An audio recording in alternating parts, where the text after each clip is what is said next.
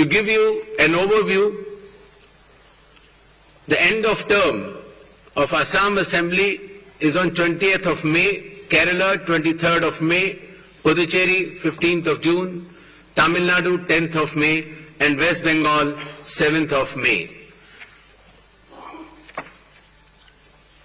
To give you a little overview of the electors, Assam, as per the final list, would be roughly 2.5 crores, Kerala 2.7 crores, Puducherry 9.44 lakhs, Tamil Nadu 5.67 crores, and West Bengal, the final list on 20th February comprises of 6.44 crores, and the learned judges, after their adjudication, whatever supplementary list comes, they shall be added. To give you a feel of the category of our electors, we have more than 100 years of age centenarians in Assam, Kerala, even Puducherry, Tamil Nadu and West Bengal. The 85 plus years of age electors are also good in number. Our Divyang Bhai and Bhai Behan, the first time electors, the electors from 20 to 29 years of age, and service electors. These are statistics which will be circulated to you. A total number of 2.18 lakh polling stations shall be set up. Majority of them will be in rural areas. Average per elector is between 750 to 850, less than 900 in any case. The model polling stations will be set up in all the states and UTs, and there will be specially women-managed polling stations. Webcasting shall be 100% in all the polling stations, and there will be Divyang brothers and sisters managed polling stations as well. The electoral exercise in India is one of the largest and most unique exercise in the world. For example, in Assam, the polling teams undertake arduous journey of 50 to 60 kilometers from Majuli via ferry and road, cross Brahmaputra river, and finally reach the remote Dhanegana polling station where 248 electors are there, and they reach there by tractor in the end. Similarly, in Kerala, Edamalgudi has around 693 electors, a tribal area of Idukki district, where the polling officials reach by completing 30 kilometers of journey through rugged off-road terrain by specified vehicles and followed by 8-kilometer trek by foot. Similarly, in Assam, West Bengal, in Alipurduar district, polling teams trek through the Buxa Tiger Reserve Hills to reach the polling booths of 759 electors, and similarly in Tamil Nadu, Varusanad Hills in Teni district, polling officers travel 3 hours across difficult terrain to reach 5 electors. Puducherry also, in its Chidambaram Pillai schools, once a French colony, was designated model polling stations, which has 2 polling stations of 722 and 651 electors. A total of 25 lakh election officials shall be deployed across 5 states and union territory, out of which 15 lakhs will be polling personnel, 8.5 lakh security personnel, 49,000 micro-observers, 1,444 observers, 40,000 counting officials, 21,000 sector officers, and 15,000 micro-observers for counting as well. The voter awareness campaign has progressed well, the maximum of which came through the special intensive revision enumeration forms. Apart from that, the Election Commission itself, the Chief Electoral Officers and our sweep icons have penetrated deep with the substantial range and depth to reach each and every voter. For EVM awareness, various camps have been organized at the district level and even at the returning officers level to ensure that the transparency, the efficiency, and the information dissemination regarding these transparent electronic voting machines reaches the grassroots. The EVM awareness is Assam, Kerala, Puducherry, Tamil Nadu, and West Bengal. More than 717 demonstrations centers were set up. Polling stations through mobile distribution vans were set up. People participated in EVM awareness, which is roughly more than 28 lakhs. And people who tried mock polls also, the hands-on on EVMs were more than 25 lakhs. In order to ensure a pleasant voting experience, the Election Commission has issued directions that in every polling stations there shall be provisions for drinking water, toilets, signages, ramps, wheelchairs with volunteers, help desks, voter facilitation centers, sufficient lighting inside the voting compartment with adequate shade shall be there in all the polling stations. Special care shall be taken for all our respected senior citizens and Divyangjan. The polling station shall be on the ground floor. There shall be ramps. They have priority in voting. For seating arrangements, special benches shall be put up. They can also apply for home voting, and sufficient transport facility also will be available to our respected senior citizens and persons with disabilities. During the recent 12 months, the Election Commission of India has taken more than 30 new initiatives to ensure that elections are more transparent. The experience to the electors is much more pleasant, and all the stakeholders get all the necessary information as soon as possible. The first one of them has been the special intensive revision, which ensures, in accordance with Article 326 of the Constitution, that no eligible voter shall be excluded, while at the same time no ineligible person should be included. Amongst the new initiatives, just outside the gate of the polling station, an elector can go, deposit his or her mobile, go and vote inside and come out and collect the mobile and go back. In order to identify the candidate to whom the elector wants to select, there shall be colored photograph of all the candidates on the EVMs. In order to ensure that there are no long queues, not more than 1,200 electors shall be there in any polling station. The candidate booths can be set up just outside 100 meters of the polling station, and the voter information slip will have a clear number mentioning the voter's polling station, its number, and his part and serial number. Amongst the other new initiatives, one major initiative has been that all the applications of Election Commission of India now are under one app which is applicable on mobile, available on mobile, and it is called as ECI Net. All the necessary information across all the stakeholders is available,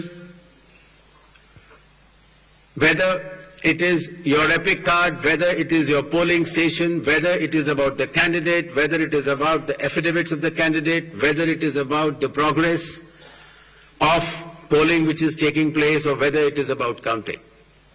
There shall be 100% webcasting to ensure transparency in each and every polling station.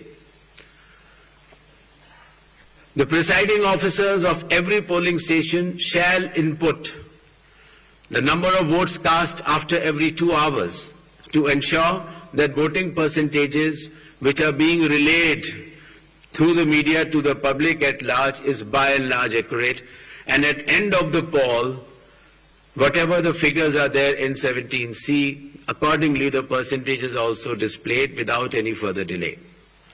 All the booth level officers have been given identity cards so that our electors and the households can identify them easily. And since our electoral staff has been working very hard, their remunerations were also increased. ECI Night, as I mentioned, will be containing all the 40 different applications integrated in a seamless manner.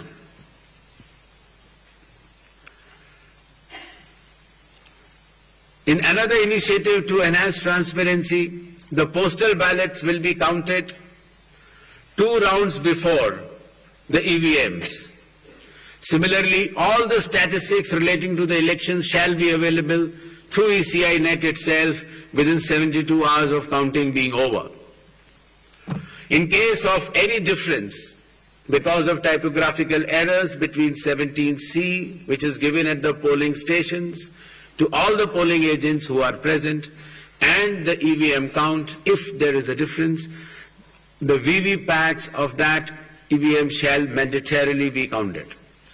Similarly, after the counting is over, the losing candidate can prefer, after prescribed payment of fee, checking of the EVM along with VVPAT counting.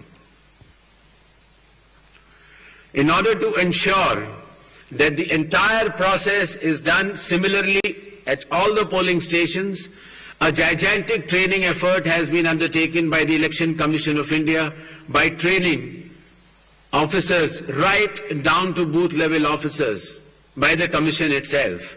The booth level agents were also trained, of course the police officers, the DEOs, the communication officers, and this capacity building exercise had been piloted by India International Institute for Democracy and Election Management, IIIDM, which is run by the Election Commission of India.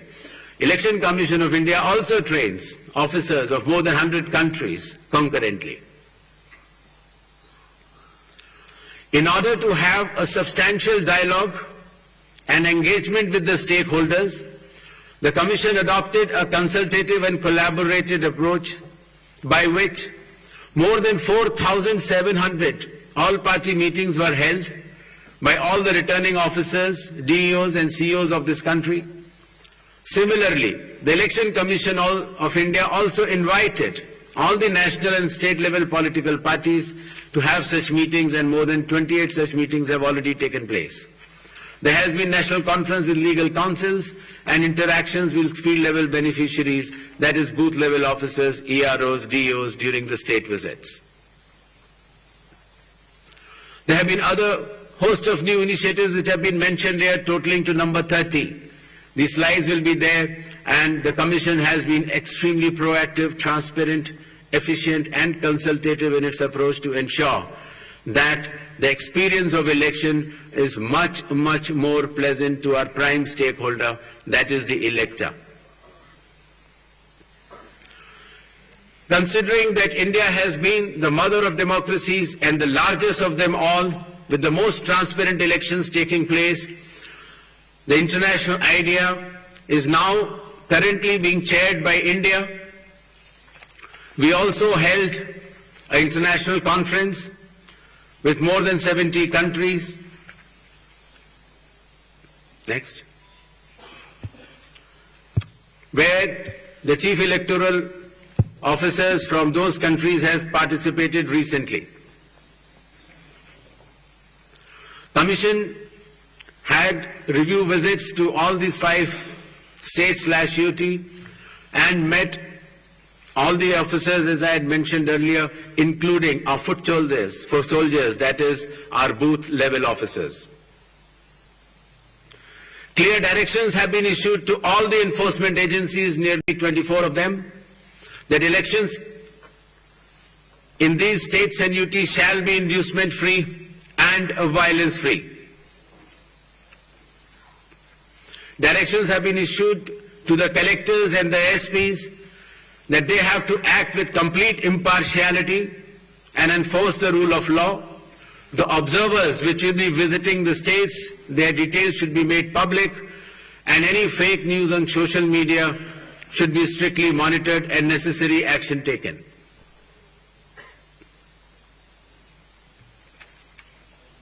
Shall we move to the poll shilling announcements now?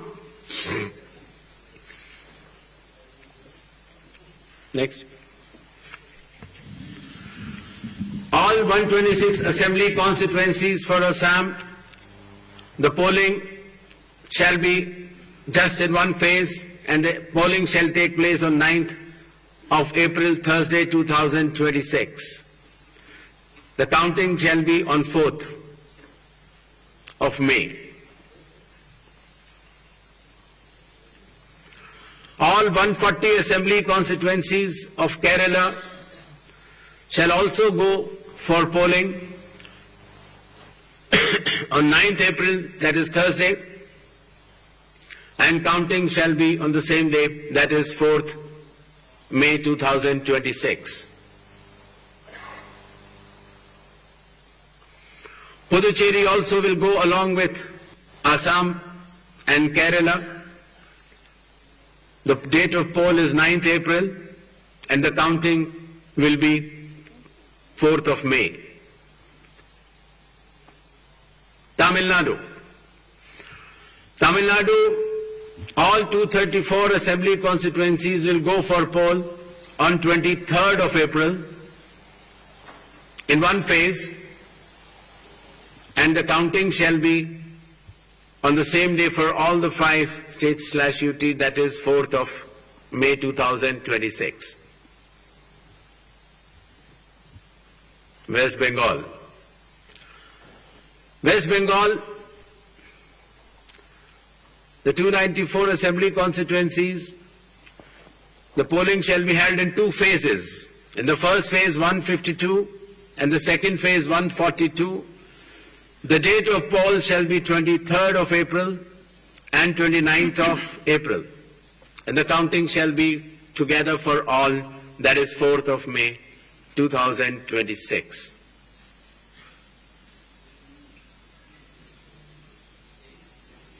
There will be 8 by-elections also, that is Goa, Gujarat, Karnataka, Maharashtra, Nagaland and Tripura. The name of the constituencies are mentioned here and the reasons, which will be circulated to you. And the schedule would be that the assembly constituencies for Goa, Karnataka, Nagaland and Tripura will be held, the polling will be held on 9th of April, and for the assembly constituencies of Gujarat and Maharashtra on 23rd. The counting shall be on 4th of May for all the cases. Thank you.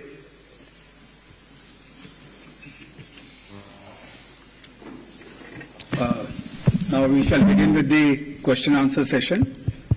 I'll request all of you to introduce yourselves and your organization before you ask the question. I'll also request you to ask one question per person and kindly do not repeat the questions. We shall be taking questions in groups of 5, after which the Honorable Chief Election Commissioner shall respond to that, and then we go on to the next round of questions. 6, 40, 94, 25. Hello.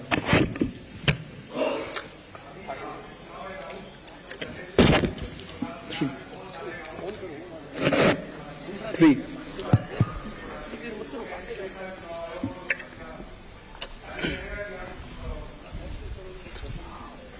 जी, मेरा सवाल है, ABP news से मैं मोहित दुबे हूं sir, सामने 40 number. Sir मेरा सवाल आपसे ये है कि पिछली बार पश्चिम बंगाल विधानसभा चुनाव 8 चरणों में कराया गया था और इस बार आप 2 चरणों में करवाने जा रहे हैं। इसके पीछे क्या रीजन है? क्या आपने ऐसी तैयारी कर ली कि 2 ही चरणों में आप करवाने जा रहे हैं? और एक इसी से संबंधित दूसरा सवाल है कि तमाम विपक्षी दल जो हैं, अपोजिशन जो हैं, वो आप पर निशाना साधते हुए नजर आ रहे हैं। आप पे आरोप ये लगाते हैं कि आप भारतीय जनता पार्टी के लिए काम कर रहे हैं, तो उन विपक्षी दलों को आप क्या जवाब देंगे? और आप इकलौते मुख्य चुनाव आयुक्त हैं जिसके खिलाफ लोकसभा राज्यसभा में महाभियोग का नोटिस भी दिया गया है, तो आप जो नोटिस दिया गया उसको लेकर आप क्या जवाब देंगे? Thank you. Sir, this side Harsha from Republic TV. Sir, my first question, sir, earlier this week you had sought the list of police officials during whose presence the post-poll violence took place in the year 2021 in West Bengal. So what's the status of it? And sir, whether those police officials will be deployed in the polling state in West Bengal during election or not? So second one, so when can we expect the supplementary list? Sir, already 15 lakh have been disposed from the adjudication list. When can we expect the supplementary list? Neeraj sir, Neeraj हूँ news 18 India से। हमारा सवाल यह है कि मैं उसी को आगे सवाल बढ़ा रहा हूँ जो महाभियोग को लेकर नोटिस दिया गया है संसद में, और ऐसे वक्त में 5 राज्यों के विधानसभा चुनाव की घोषणा भी हो रही है। बंगाल में टीएमसी की तरफ से सवाल ज्यादा खड़े किए गए हाल के दिनों में। तो ऐसे तमाम विपक्षी दल जिन्होंने नोटिस दिया है उनके लिए आपका क्या मैसेज है? क्योंकि चुनाव की प्रक्रिया में आप खुद कहते हैं कि फ्री एंड फेयर इलेक्शन होंगे, तो विपक्ष के लोगों को क्या कहेंगे?